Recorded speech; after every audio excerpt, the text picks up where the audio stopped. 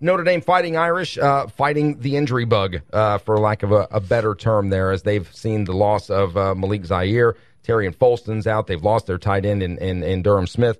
And where do they go from here? Still a lot of season left to play for a team that has some national championship hopes. We don't know all the answers, so we hopefully have brought in a guy who does. Phil Lettieri, who writes for onefootdown.com, joins us now on the Menard Studio Hotline. Phil, we appreciate the time. Let's start here with the Malik Zaire injury. Done for the season, no chance of coming back. Should be ready to go for next year come spring ball. But tell us a little bit about Deshone Kizer outside of what we saw in that game against Virginia over the weekend. Who is this guy, and can he be the guy to take that step and lead Notre Dame maybe to the promised land this year? Yeah, how you doing, Ryan? Kizer has a lot of potential. He's no slouch. He came in as a 4-star recruit out of Toledo, Ohio, Central Catholic. Had some big-time offers. I believe he was carrying an Alabama offer at the time he committed to the Irish. Obviously we saw what he can do under the lights. He can execute. We saw that against Virginia. The little thing that's interesting about Kizer is he might actually be a little bit of a better passer than Zaire, at least a better natural passer, which is a strength that I'm sure Brian Kelly will exploit. He's got a bit more prototypical quarterback size, particularly like what the NFL is looking like. He's looking for, I should say. He's 6'4.5", listed at 230, more of that prototypical quarterback size. And frankly, we think he has the tools and the weapons around him to potentially keep this team in the hunt. Well, when you look at their schedule, Georgia Tech this Saturday, 14th ranked team in the country. Clemson is still on that schedule, number 11 at this point in time. And then, of course, the annual contest against USC, a team that has made an impressive turnaround over in the Pac-12 as they sit at number 6. Outside of that, I don't know. I don't want to say it's an easy schedule. It's football. It's going to be a tough schedule. But, the loss, how much of a chance does Kizer have? Can they still be considered, maybe when it's all said and done, one of the 4 teams in that college football playoff? Is there still a good chance for that at this point in time? I don't know if we can qualify it as saying it's a good chance. I think the chance still exists. I think, like I said, Kizer, he has the physical tools to do it. The one drawback for him is that, due to the quarterback competition that occurred in the spring, with Everett Golson still being on the roster and now being at Florida State, was that he was relegated to third-team reps, which are that's essentially being a third wheel in the quarterback room. Zaire and Golson got the majority of those reps. And while Kizer did see more reps in the fall, that's going to be the biggest drawback here. He has the physical tools, and most importantly, he has, a supporting cast that can sort of see him through if he's not, playing to the caliber that we would hope. Guys like Will Fuller, Chris Brown, and, emerging C.J. Prosise, and even Josh Adams, who had 2 touchdowns against Texas, the true freshman. Well, usually when a quarterback goes down and you step in with a redshirt freshman, you kind of hear the talk of, well, they can rely on the running game and take a little bit of pressure off the backup quarterback. The running game, you lose your standout running back as well to an injury. Notre Dame, if anything can happen, it's happened. But now with that, how's this running game look? Is it still? It still looks like it's just going to chug right along.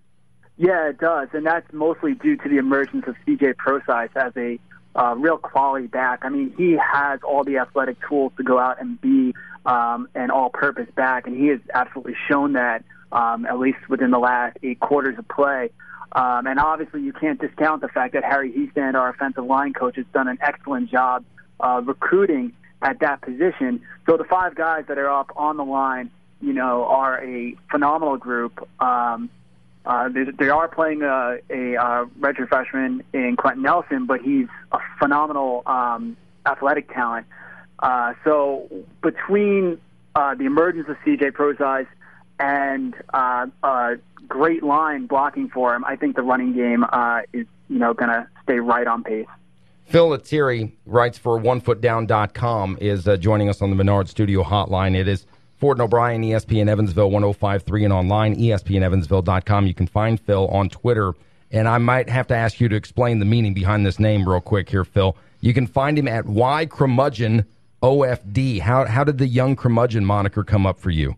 Well, if you look at the Notre Dame fan base, sometimes there's or I should say more than sometimes, there's an element of tradition involved, and change is not always accepted with open arms. So there's always this curmudgeonly sort of aspect to it. But I'm a young guy. I only graduated Notre Dame in 2013. So I'm definitely within the younger generation. But I do have, I suppose, a few of those sensibilities I share with older alums. So it's a bit of a combination of those two camps within the Notre Dame fan base. Well, Brian Kelly's been there for a few years now, and I know his style of the way he's coached, he's been criticized in the past for the use of language and that kind of stuff, and the way he handles players maybe on the sideline, getting in their faces. And we've seen, earlier this week there was the story about McElwain down in Florida really tearing into a running back on the sideline after making that throat-slashing gesture. Is there still, the fact that he's won and done pretty well over his career at Notre Dame, Brian Kelly, has some of that subsided, or is there still some murmurs out there that they would like more out of this program? Because like you said, it's a powerhouse tradition program. They expect to win up there. They've done a pretty good job of that. Were they expecting a national championship by this point in time, or are they going to give Brian Kelly a little more rope, I guess, to swing from? I think so. I think, Brian Kelly is dealing with a couple of different things.